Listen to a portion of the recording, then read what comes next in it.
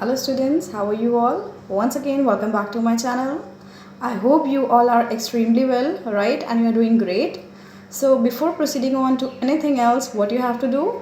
You have to like the video, you have to subscribe to our channel, and you have to share our videos with as many people as possible. Okay, so now let's talk about our video session. So if you have gone through my previous videos, by now you might have known that we have already completed the entire poem, right? We have completed the explanation of all the stanzas as well. Now it's time to perform some exercises by discussing the important elements from the poem, right? So in today's video lesson, what we're gonna do, we would be discussing about the elements and about the literary devices used in the poem, right? So as for now, you all must be knowing what are literary devices. Yes? Are you having some idea about literary devices? So basically, what are literary devices? Do you know about it? Literary devices are those devices which are used by the poet in order to create beauty in the poem, right? To beautify the poem so that the readers will like to read the poem further. Sometimes you might have noticed that whenever we are reading a particular poem, what do we see? We see that if the poem starts with first line, most oftenly what happens? That in between the other stanzas, the first line repeats, right? So what is that? That is the repetition. So repetition is like a literary device. Similarly, if we talk about another poems, we see personification. Now personification is another literary device, and what is that? Students, personification is used whenever we are comparing plants, animals, all these things with humans, right?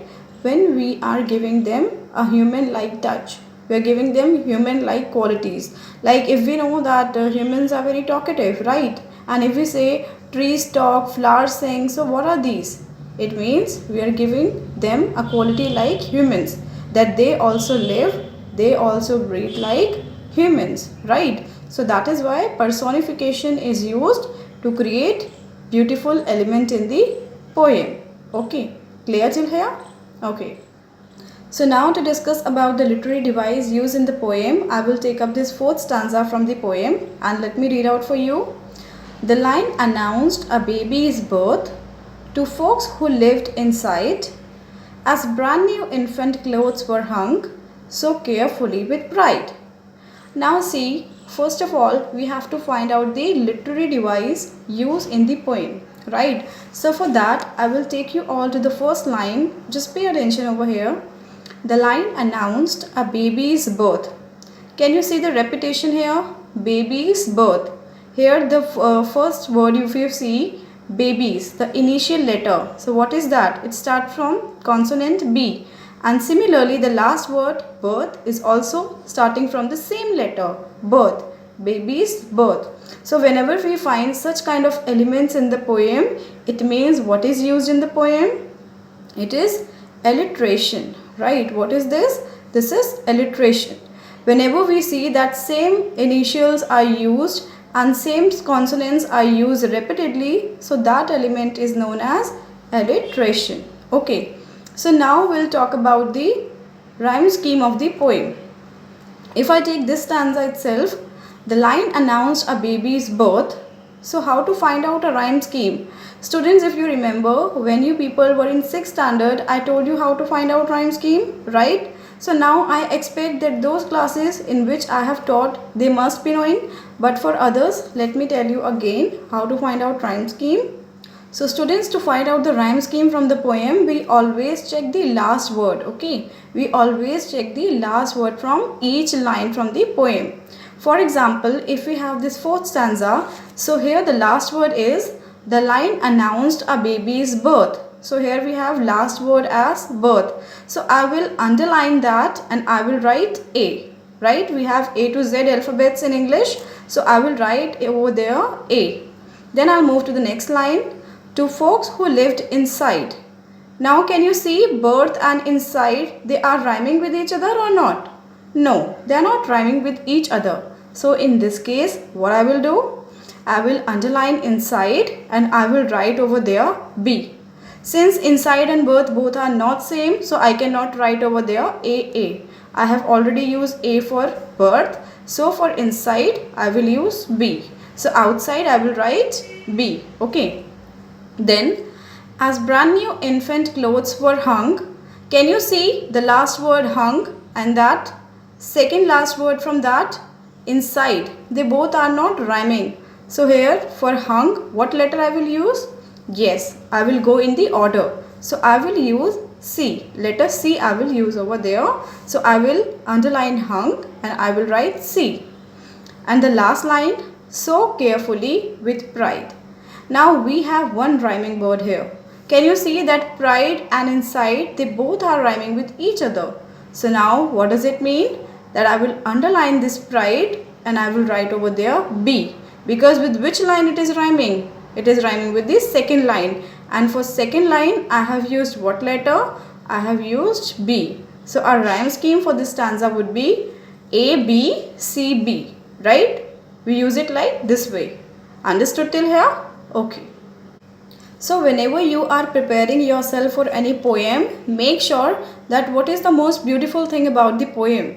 That you must know the theme of the poem, you must know the name of the poem, the name of the poet, you should know the rhyming words, you should know the rhyme scheme of the poem, and at the same time, the most important thing, whenever you are framing any answer, you must use the terms of literary devices. Okay, you should know that what literary devices are used in the poem. So these literary devices are very important. So you must know that to beautify the poem, the poet has used which literary device. Okay students, now I will discuss some of the important questions. Okay, so students, some of the very easy questions I have given you for assignment and I hope you all have completed it by now, right? I have given you one question that how does the clothes line help in determining the ages of the children? So I think this question is very easy. Most of you have written the answer. How can we determine the ages of the children? And I told you when I explained you the poem that the neighbors will get to know each and everything by observing the clothes line. So when they will see the different sizes, the different shapes of the clothes, they will get to know about the sizes of the children and obviously ages also, right? Little clothes for younger, and then if they will see that there are different type of clothes for different type of age, right? And then one question I have given you, according to the poet, how did the clothes line play an important role in past? So how can we say that clothes line played an important role in the past? How can we say that? We can say that because this clothes line was a perimeter to judge a person in the past, right? It was a friendly link, right? It was helping in building that social connectivity. Everything could be determined by just looking and noticing that clothes line, right? So this clothes line, these things were of past.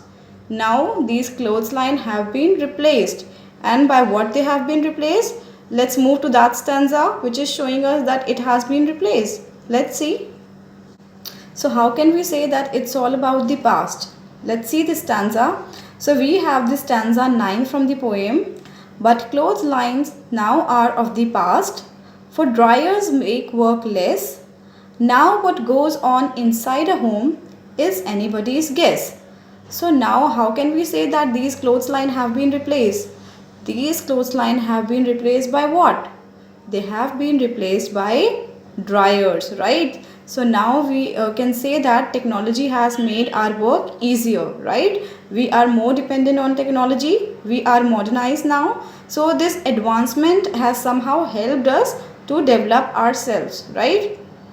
Now this technology has helped to make our life easier, and that is why clothes line have been replaced from these dryers and clothes stands, right? Now our lives are too fast. We don't have that much time, right? So we can say that as we are progressing, we are having inventions, right? So this dryer is invention by whom? Obviously by humans, right? So we are developing, right? And we are inventing, and these inventions are somehow helpful for humans in order to develop themselves, right? And at the last, what do we see? That in the entire poem, the poetess, that is the Marlene K. Walker, she was feeling nostalgic, right? This poetess was feeling nostalgic. Now, which lines from the poem tells that she is feeling nostalgic? This is the last stanza, okay? So now this is the last stanza. I really miss that way of life. It was a friendly sign when neighbors knew each other best by what hung on the line. So earlier how neighbors would get to know each other best? Just by looking at the clothes line, right? I really miss that way of life. So who's missing over here?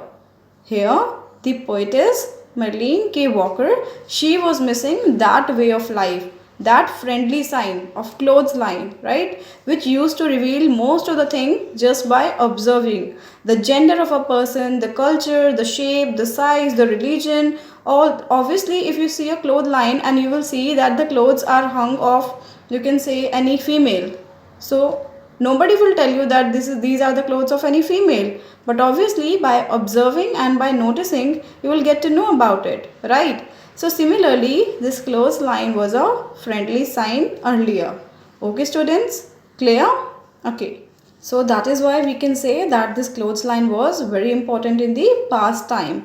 It was used as a perimeter to judge a person's social status, right? Whether the person is rich, poor, and by observing the whiteness of the clothes. It's about the standard of people, the way they are living, right? So everything can be determined just by looking at the clothes line. So I hope that this revision, this all the discussion is clear to you all, right? So students, I hope that after the discussion, you all would be able to complete your assignment questions. Okay, try to make sentences. I have given some words. Find out the antonyms also, synonyms also. Antonym is opposites and synonym is similar words. Okay, so that's it for today's class. So now I'll meet you all in the next video lesson. Till then, keep on learning and keep on practicing. Goodbye for now. And yes, don't forget to like the video, subscribe to our channel and share the video. Okay students, goodbye.